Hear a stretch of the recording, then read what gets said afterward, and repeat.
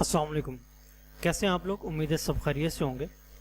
जो टॉपिक आज हम इसमें करेंगे आप वो मैथमेटिकल पोर्शन है आपका, ठीक है। ये क्वेश्चन आपका इम्पोर्टेंट भी है, ये पेपर पॉइंट ऑफ व्यू से भी, और इस पेपर के अंदर आता भी है आपका। तो नॉर्मली वो आपसे यही तीन एवरेजेस पूछ रहा होता है, ठीक है। तो हम लोग इनको सबसे पहले करते हैं और हम लोग इसको समझने की कोशिश करते हैं। तो सबसे पहले हमारे पास जो एवरेजेस की टाइप्स हैं टोटल 3 है, इधर दी गई आपके सिलेबस के अंदर। तो हम लोग इसको फाइंड करते हैं। सबसे पहले हम चेक करते हैं हिसाबी औसत के बारे में, जिसके अरिथमेटिक मीन कहते हैं। हिसाबी औसत जो है बेसिकली वो एज इट इज़ ही है, जैसा कि आपको पता होगा कि बचपन से अभी तक जब भी आप किसी भी चीज़ को कैलकुलेट करते आए हैं, ठीक है। 2 चीज़ों को जमा किया, 2 पे डिवाइड कर दिया, 3 को जमा किया, 3 पे डिवाइड कर दिया, 4 को जमा किया, 4 पे डिवाइड कर दिया। ये बेसिकली एक एवरेज लेने का एक तरीकाकार होता है। जितनी नंबर ऑफ वैल्यूज़ हों आपके पास, उसी को उतने पे डिवाइड कर दिया जाए, ठीक है, सबको। तो ये क्या निकल आती है? आपकी एवरेज निकल आती है। तो सेम एज इट इज़ यही वही चीज़ ही है आपका। तो समझने का तरीक़ेकार ये है, जो स्टैटिस्टिक के अंदर वो डाटा जो होता है आपके पास, वो 2 तरह का डाटा होता है। एक ग्रुप डाटा होता है और एक अनग्रुप डाटा होता है। तो क्वेश्चन जो आपका आता है नॉर्मली तो वो अनग्रुप का ही आता है, लेकिन क्योंकि आपके सिलेबस का पार्ट है ग्रुप डाटा भी, तो हम उसको भी साथ साथ देख के करते रहेंगे।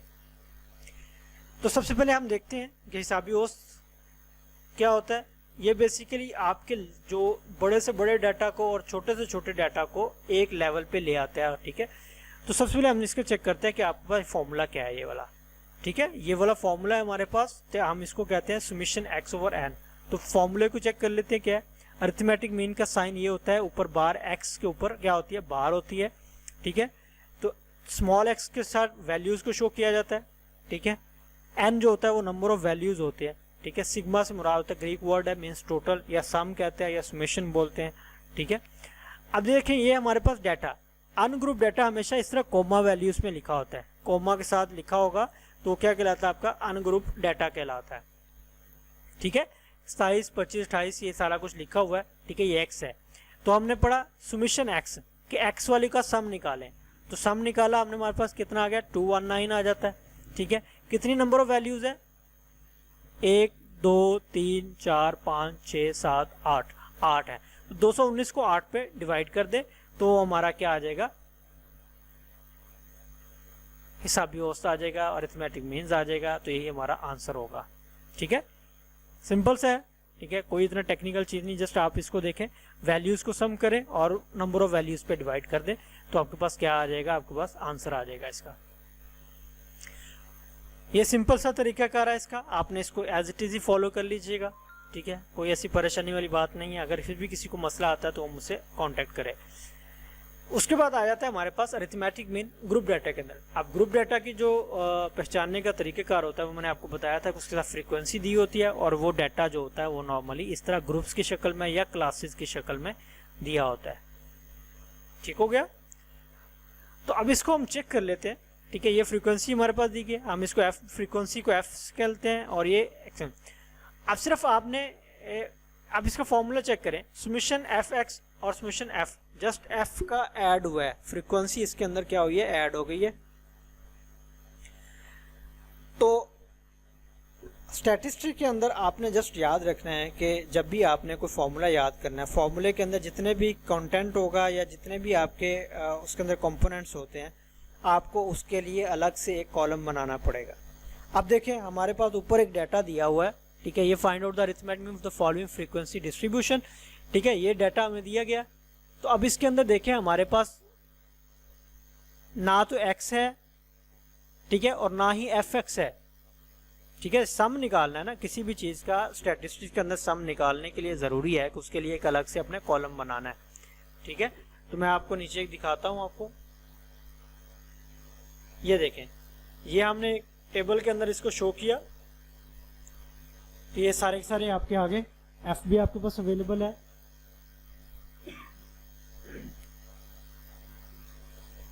ठीक है। ये स्कोर्स आपके पास, ये फ्रीक्वेंसी है, ठीक है। ये देखिए x मालूम करने के लिए हमने नया कॉलम बनाया, उसके बाद fx के लिए हम क्या करेंगे? नया ही कॉलम बनाएंगे।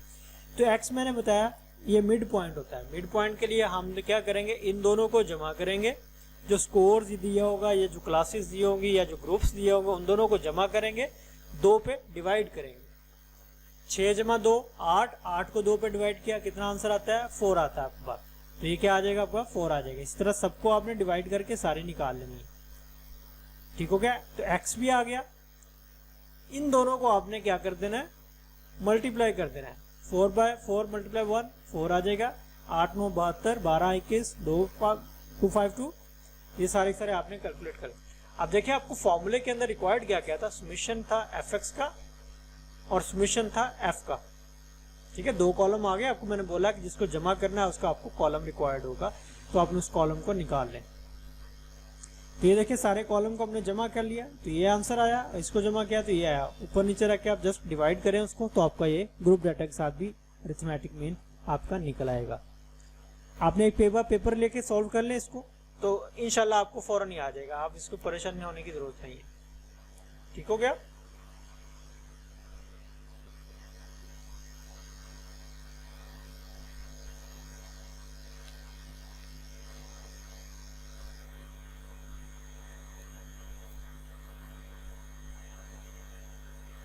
एक क्वेश्चन आप जैसे उसे सॉल्व करके देखिएगा, तो ये आपका अरिथमेटिक मीन इसके अंदर आ जाएगा। नेक्स्ट जो हमारा आ जाएगा वो वस्तानिया या मीडियन, जिसे कहते हैं हम लोग मीडियन कहते हैं। ठीक है, तो मीडियन से मुराद यही होता है कि मिड पॉइंट निकालना है। ये बेसिकली लोकेटेड एवरेज होती है, लोकेशन। ये वाली जो मीडियन होती है और मोड होता है, ये दोनों क्या आपको बताते हैं कि आपके डाटा के अंदर आपका जवाब कहाँ पड़ा हुआ है। ठीक है, लोकेशन होती है, ये लोकेट करता है कि मीडियन कौन सी वाली चीज़ को मीडियन कहते हैं।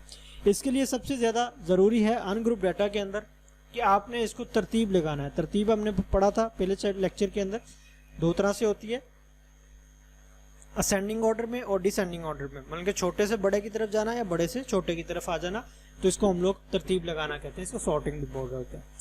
तो मीडियन देख लें अनग्रुप डाटा के अंदर, जो भी आपको कोमा वाली वैल्यूज दी होंगी ना, ठीक है, ये सबसे पहले आप देख लें।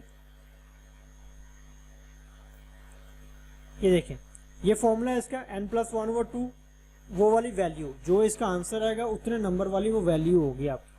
ठीक है, तो हम इसको चेक कर लेते हैं। ये देखें आपके पास आया हुआ 5 8 4, ये डाटा आपके पास रैंडम दिया होता है। सबसे पहले इसको क्या तरतीब लगानी है, आपने क्या लगानी है, मीडियन जब भी आपने निकालना है सबसे पहले अनग्रुप के अंदर उसकी तरतीब लगा लेनी है। ठीक है, अगर तो वैल्यूज आपकी आ जाती हैं ऑड, इसे हम उर्दू में ताक बोलते हैं, तो आपने ये वाला फॉर्मूला चुपचाप लगा देना है, n+1/2।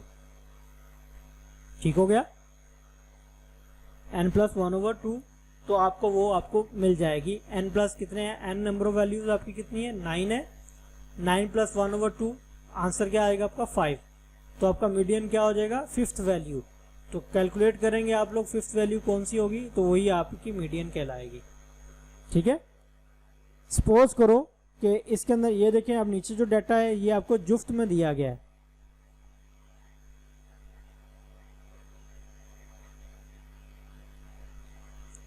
क्या दिया गया, 5th में।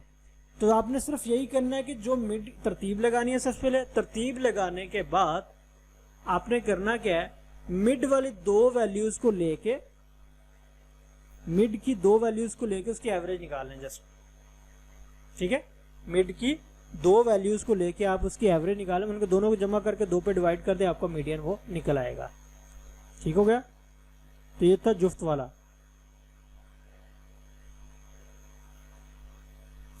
ये देख लें, 12 और 14 दोनों को जमा किया, 2 पे डिवाइड किया, आंसर आपका कितना है। अब ये लोकेट नहीं करेगा, याद रखिएगा, ये लोकेट नहीं करता। ठीक है, अगर जुफ्त आ जाए तो लोकेट नहीं बल्कि आंसर देगा, तो मीडियन आपका वो आंसर आएगा। याद रखिएगा, ये चीज़ आपने मिस नहीं करनी है, इस चीज़ को, ये थोड़ी सी चीज़ याद रखनी है आपने। अब आ जाते हैं हम लोग ग्रुप डाटा के। वस्तानिया ग्रुप डाटा के अंदर एक फॉर्मूला है, आपने जैसे उसको याद रखना है। ठीक है, अब इसके अंदर जो चीज़ आपने करनी है वो यही है कि आपने इसके अंदर आपने वो मालूम करना है इसका क्लास बाउंड्री।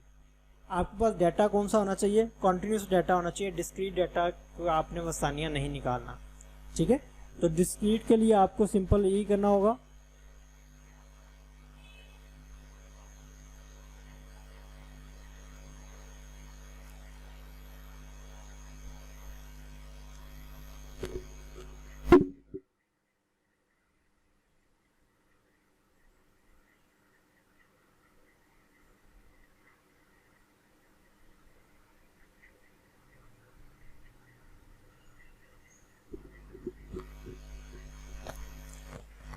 सबसे पहले हम देखेंगे फॉर्मूला। तो ये फॉर्मूला देखें हमारे पास, ये फॉर्मूला आपने याद रखना है मीडियन के लिए ग्रुप के अंदर, ठीक है। तो बाद में हम इसकी बात करते हैं कि फॉर्मूला की। सबसे पहले इसका डाटा एक चेक कर लेते हैं हमारे पास। ये हमारे पास एक डाटा आ जाता है, तो ये डाटा कौन सा हमारा, ये कंटिन्यूस डाटा ही है, ठीक है। डाटा हमारा क्या है, अगर ये कंटिन्यूस डाटा ना हो तो सबसे पहले आपको पता है इसको कंटिन्यूस बनाना पड़ेगा। कंटिन्यूस बनाने के लिए क्या करते हैं हम लोग, क्लास बाउंड्री बनाते हैं। एक काम ये हो गया क्लास बाउंड्री बनानी। दूसरा काम आपने करना है कम्युलेटिव फ्रीक्वेंसी फाइंड करनी है। कम्युलेटिव फ्रीक्वेंसी से मुराद ये होता है कि जो फ्रीक्वेंसी होती है उसको जमा करना है। ये देखें 7 के अंदर नेक्स्ट प्लस कर देंगे, जो आंसर आएगा उसके अंदर नेक्स्ट, उसके अंदर नेक्स्ट, तो ये सारे का सारा क्या आ जाएगा आपके पास। तो टोटल n जो होता है आपका, आखिरी फिगर जो होता है n टोटल आपका, वो n कहलाता है।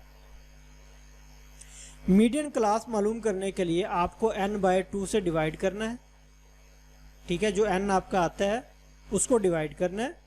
तो फिर आपने कम्युलेटिव फ्रीक्वेंसी के अंदर वो फिगर चेक करना है कि किसके अंदर वो वाला फिगर आ जाता है, ठीक है। 72 आया सबसे बड़ा, तो ये सारी की सारी क्या कहलाएगी आपकी, मीडियन क्लास कहलाएगी या मीडियन ग्रुप कहते हैं हम लोग। फॉर्मूले के जितने भी एलिमेंट्स हैं सारे के सारे इसके अंदर ही मिलेंगे हमें। तो चेक कर लें, लोअर लिमिट होगी, ठीक है। ये वक्फा है क्लासेस का, ग्रुप्स का, ठीक है। ये फ्रीक्वेंसी है आपकी, ये एज इट इज जो आपने देखा था। ये बेसिकली कम्युलेटिव फ्रीक्वेंसी होती है, ये वाली मीडियन ग्रुप से ऊपर वाली, मीडियन ग्रुप से ऊपर वाली जो फ्रीक्वेंसी होती है कम्युलेटिव फ्रीक्वेंसी, वो लेनी है हमने। अब जस्ट सिंपल इसको कैलकुलेट करें, ये आपका मीडियन फाइंड कर देगा, ठीक है। एक क्वेश्चन सॉल्व करिएगा, आपको आ जाएगा इस चीज के अंदर भी। फाइनलाइज ये वाली जो चीजें हैं इसको आप फिलहाल स्किप कर दें।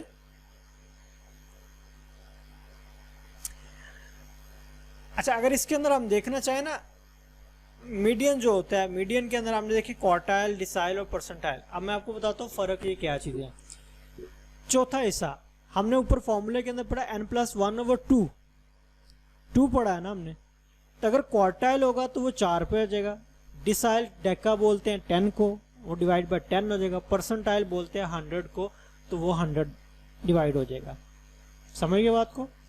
दोबारा देख ले कि n+1/2 हमने देखा मीडियन के अंदर वो 2 पे डिवाइड करता है हर चीज को, ठीक है। किस पे डिवाइड करता है? 2 पे, मीडियन के अंदर। लेकिन हम लोग इसके अंदर किस पे डिवाइड करेंगे? अगर क्वार्टाइल करना है तो 4 पे, डिसाइल करना है तो 10 पे, परसेंटाइल करना है तो किस पे करना पड़ेगा? 100 पे करना पड़ेगा। तो बाकी फॉर्मूला सेम रहेगा, ठीक है। और एक और चीज थोड़ा सा फर्क आएगी, ये देखें n+1/4 हो गया क्वार्टाइल 1। अब ये जो चीज है ये सिर्फ समझ ले, अगर क्वार्टाइल सेकंड क्वार्टाइल मालूम करने को बोलता है, जो वैल्यू इधर दी होगी Q के साथ या D के साथ या P के साथ, उसी के साथ आपने ऊपर मल्टीप्लाई कर देना, बाकी कोई चेंज नहीं आएगी। जो वैल्यू इधर दी होगी ऊपर आपने मल्टीप्लाई कर देना है, ठीक हो गया।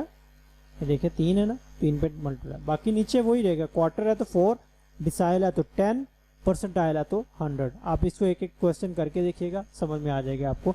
ना समझ में आए तो आप मुझसे पूछ सकते हैं। फाइनल जो टॉपिक है हमारा वो इसके अंदर मॉड का है, ठीक है। तो मॉड आपको जो है वो समझ लें। मॉड का जो अनग्रुप डाटा होता है वो बेसिकली सिंपल ही होता है, वो रीड करके आपको पता चल जाता है, ठीक है। जो वैल्यू आपकी ज़्यादा बार आती है वही आपका मॉड कहलाती है। अनग्रुप डाटा के अंदर तो बाई सिंपली आप देख के सर, ठीक है। अगर कोई ऐसी चीज़, अगर एक से ज़्यादा वैल्यूज़ भी आपकी आ जाए तो वो भी मॉड ही कहलाती है, ठीक है। उसे हम बाई मॉड कहते हैं या मल्टी मॉडल डाटा भी कहते होते हैं, ठीक हो गया। और दूसरे नंबर पे आ जाता है इसके अंदर हमारे पास मॉड का सबसे बहुत आसान तरीका होता है। इसके अंदर हमने मॉडल फ्रीक्वेंसी फाइंड करनी होती है। मॉडल फ्रीक्वेंसी तो मुराद जो सबसे बड़ी फ्रीक्वेंसी होती है वही मॉडल फ्रीक्वेंसी कहते हैं। जब आपको वो मिल जाती है तो उससे ऊपर वाली f1 होती है, ठीक है, और उससे नीचे वाली क्या होती है? f2 होती है। फॉर्मूले के अंदर ये आपका दिखाता हूँ अभी आपको।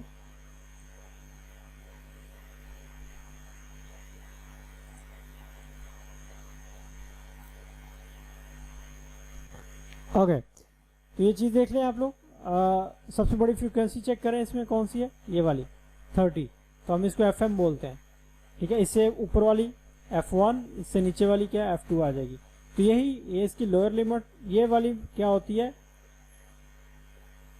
मॉडल फ्रीक्वेंसी का ये मॉडल ग्रुप बन जाता है ये वाला। अब इसको जस्ट आपने फॉर्मूला के अंदर पुट कर दें तो आपका ये भी क्वेश्चन क्या होता है, सॉल्व हो जाता है। उम्मीद है आपको ये तीनों एवरेजेस समझ में आई होंगी। अगर किसी को नहीं समझ में आती तो वो मुझसे रब्ता करे, मुझसे कॉन्टैक्ट करे, मैं उसको समझा दूंगा। मैं आपको अवेलेबल हूँ नेक्स्ट 2 डेज़ के लिए भी। आप कोई भी मुझसे रब्ता कर सकता है, आपको जो पूछना है, जैसे पूछना है, जो समझ में नहीं आता आप मुझसे कह सकते हैं, ठीक है। अपनी बात दुआओं में याद रखिएगा।